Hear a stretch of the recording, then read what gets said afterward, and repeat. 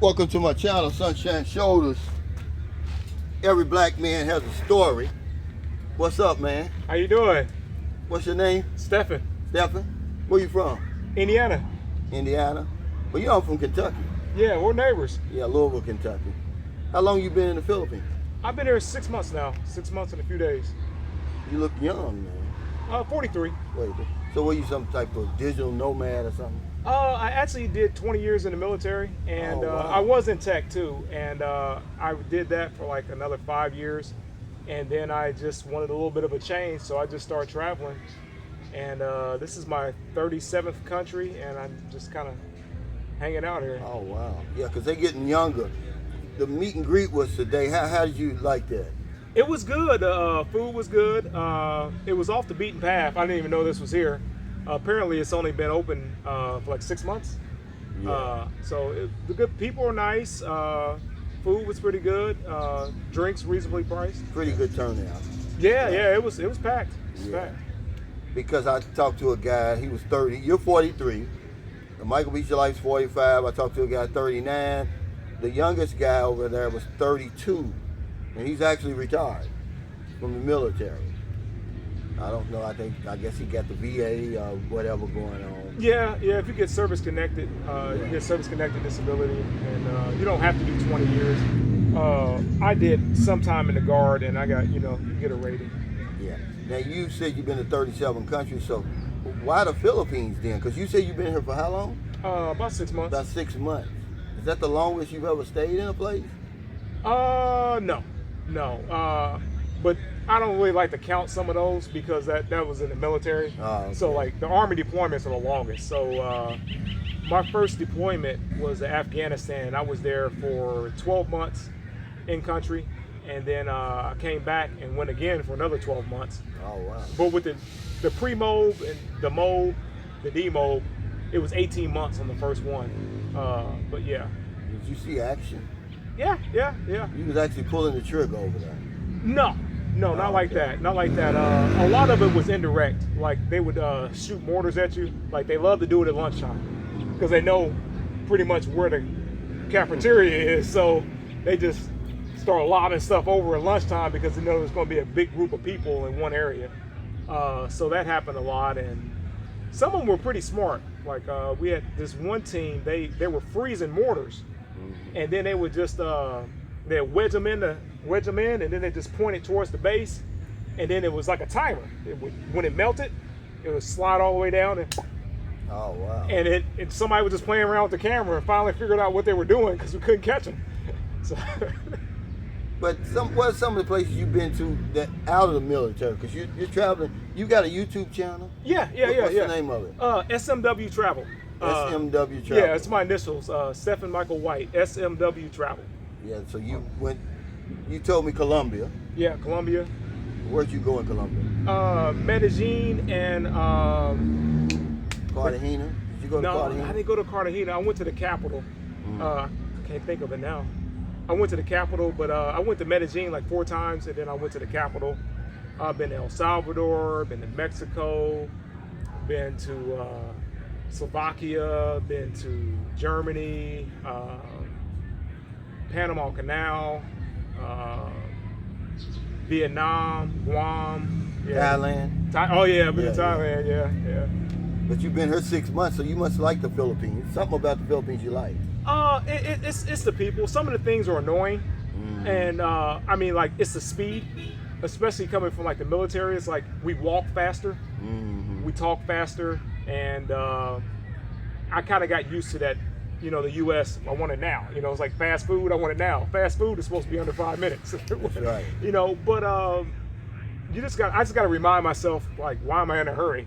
But what about dating over here? Because, I always get the stupid question. Because I'm trying to obliviate that question. Does Filipinos like black men? It's the stupidest question that I've ever encountered. They don't ask the Filipinos like Pakistanis or Indians or white men or Koreans, but they always ask, do they like black men? So what's your dating experience been here? It's been very positive. Just got to stay away from certain places. Like, here wouldn't be too bad, but most of the time, if you go to a bar or something like that, I mean, what did you expect? I mean, Right. but if you just meet somebody organically, which takes time, but most people don't have that kind of time. Yeah. You know, like if you're only here a weekend warrior, a lot of the more higher class women, the call center workers, the nurses, and stuff like that, they don't really want to deal with somebody who's only going to be here, you know, a couple weeks out of the year. That's a But great once they point. realize you're here, it gets a lot easier. Yeah, that's a great point. That no one's ever brought that up. So you're dating a call center tech. Yes. Now, did Yeah. you meet her organically or did you meet online? Organically, I met her here. What you do? I mean, what was your approach? Just in a general way, because guys want to know. You know, most of us meet the women online, but they want to meet them organically. It was. It's a funny story because I went to a bar with some of the people here, and she was at the bar with some of her friends, and I thought it was a BMW, and I was just really nice to her, and BMW. Badly made woman. Okay. Yeah, Coach Greg Adams, BMW, badly made woman, and it turned out it was a man. A man? Yeah, it was a man. Her best friend's a man. Okay, Her best yeah, friend's yeah. a man, and I was just really cool because like she, you know, this was really nice, but I wasn't paying too much attention to her. Like I was literally looking at her friend, but you know, the gatekeeper. Yeah. And so I got in really good with him or her or whatever, and he made sure that we linked up. connected, Yeah, we linked up. Yeah. How long y'all been? It's been a little rocky. How long? I met her like the first month I was here. So y'all been together like 5 months, I guess. On and off, On and off, yeah. Because like I've still been traveling the Philippines, and it's more on than off. But some of it's just different cultural things, and also like I didn't want to get into a relationship because it was just like you have so many freaking options, and then everybody told me, they was like, hey, don't buy the first thing you see, you know. So I took that to heart. So we just mostly dated, you know. We go out, we eat. We might go to a bar, we go to a club and dance. We went to a few islands together. But she's a good person. She's a good person. Now, where do you live? Where's your base in the Philippines? It's pretty much Cebu, but I've been moving around like I'm in the military. I've been living out of a few bags. You know, I got to pay extra every time I go to the airline. But I'm about to get an apartment. Probably about 40,000 pesos. I might spend a little bit more if things get more serious. Because I want to have some extra space if I have somebody with me. You know? So what do you do with your time over here? I've actually fixed a few things because like I really messed up my feet. Like I had some weird fungus that turned my toenails black, and then like it was cracking and bleeding and everything. So I got some medication, and couldn't drink anymore because of the medication, and it cleared up my feet. I got my feet fixed. I've been getting my weight back down because this is the heaviest I've ever been. I'm sitting about 198 pounds, and I got down to about 185. Probably want to cut another 10 pounds. So I've just been working out, and I'm thinking about going back to school and getting my master's in cybersecurity. So yeah, I'm gonna do it online. Yeah. I'm gonna do it online. So what about the food? You know, people always say that they have a problem with the food choices over here, or even the food period. You've been over 6 months, so what's your take on that?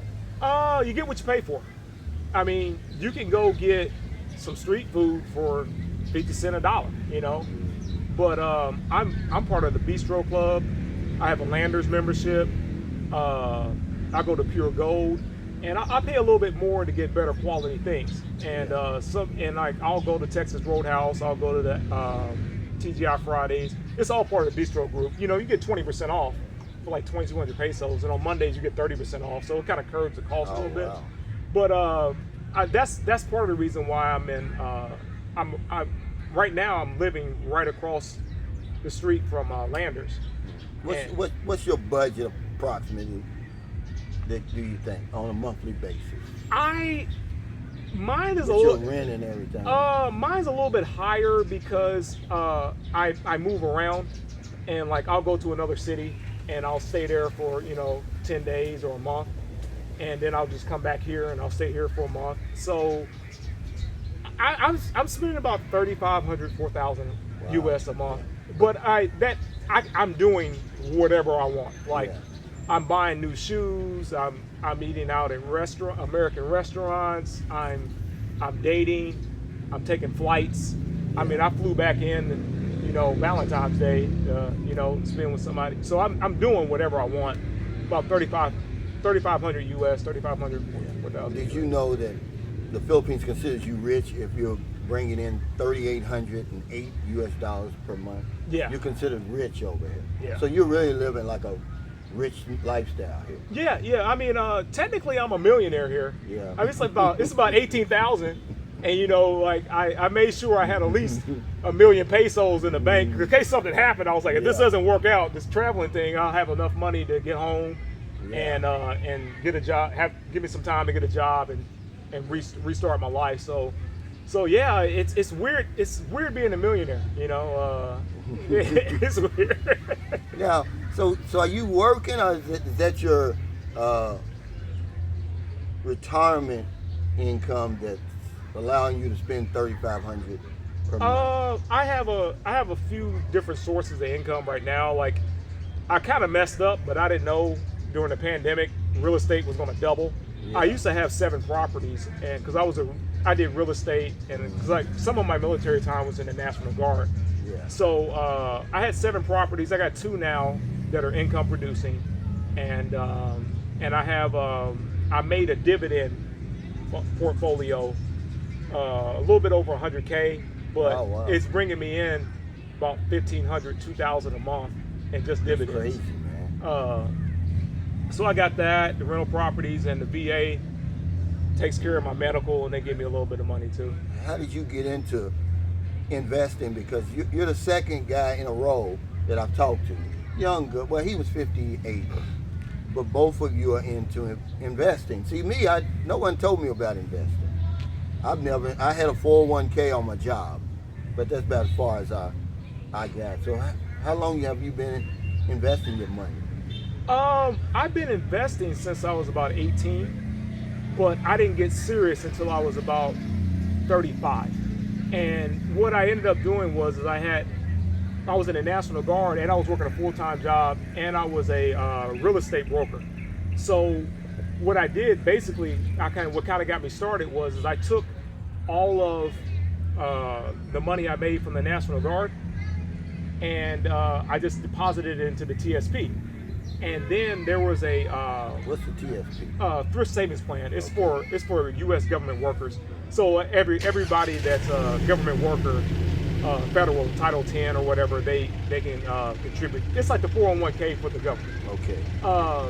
And there was a financial advisor that was in the National Guard, and he was going over all our stuff, and then he was like, "You're contributing like 85% of your guard check to the TSP, and like that's really not normal." And I was like, "Yeah, I'll take the other 15%. That's just basically gas for me to get to and from drill, and stuff like that."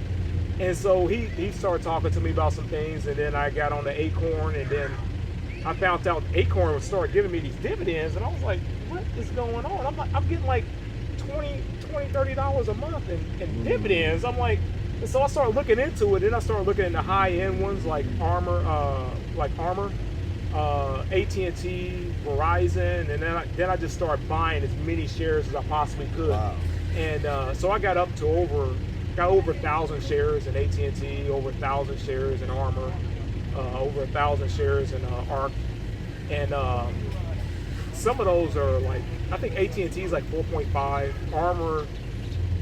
Armor Residential, which is a real estate investment trust, that's pulling about 18%, which is pretty good. That's really good. I mean, 18%. It's about $30,000 to pull you about $450 a month. Wow.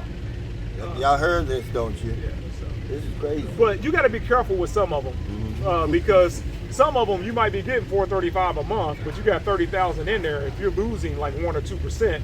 Because like typically the ones that have the high dividend yields are very high risk. Yeah. I didn't lose anything on Armor, luckily, but AT&T, it's only 4.5 or 5.1. I think it changed, but I made like $9,000 in a year just because the price of the stock And the principal. went up. Yeah, the principal went up, and the dividends kept coming in. Yeah, that's pretty good. But let me ask you something, because it seems like my subscribers are getting younger and younger. And it's funny to me because I really don't know who I'm talking to out there. That's why I like to have the meet and greets. I like to put a name to a face. How long have you been watching my channel? Do you watch it? I think about 3 years. About 3 years. Because I wanted to do this for a while, and I was doing a lot of South American countries traveling to because I didn't have the time. And I started getting pretty good at Spanish and some other things. But when I got more time, when I stopped working, that allowed me to come to Southeast Asia and start doing some of the long trips, because it's like you got a 25, 35 hour plane ride. It's like, and you only got 4 or 5 days. I'm gonna spend half the time in the air. So Tell them about that plane ride. It's no joke. No, and you got to get it soon. Like, I like to book tickets last minute, and so then you're paying a lot of more money. Shop around, ASAP tickets, whatever. But like, there's certain months that's a lot cheaper. But now getting up there, I mean, I'm not super old, but I'm starting to look into some business and first class flights. It's painful. It's painful, and I'm not huge, but some of the Asian airlines, because I'm only 5'11" and a half, but the average Filipino is like 5'4" and a quarter, like a man. So like, even on the buses, like when I take that ocean jet, I got to get the business class ones, or I'm like literally like. You could be outside. Yeah. You get a little bit more room, because I did that before. But what would you tell somebody who's thinking about coming to the Philippines, either on a vacation, a slow vacation, or maybe even to retire? What is some things they probably need to know, like immediately? Never do the conversion. I got that on my channel, like an ATM, because like it'll charge like $20. Like if you do if you put your ATM card in, and it'll ask you, do you want to convert from US dollars to pesos? Always hit pesos. Because even at Landers, it's like 5% markup. But it comes out to, I'll take out 10,000 pesos, and it comes out to about almost 1,000 pesos. It's going to charge you addition to the 250 pesos for having a foreign bank account card. So you're going to be spending $22 plus whatever your bank is going to charge. So you might spend $25 just because you hit that conversion. So don't do the conversion. Try to get the dollar. Just use peso. Always hit peso. Always, even when I'm buying something with my card, I always hit peso. And try to get a bank that doesn't charge you foreign fees and may even reimburse you, like USAA. I've got one. Capital. Yeah. That's what I'm telling guys. That's the only time I get the full exchange rate. Yeah. When I use my Capital One credit card.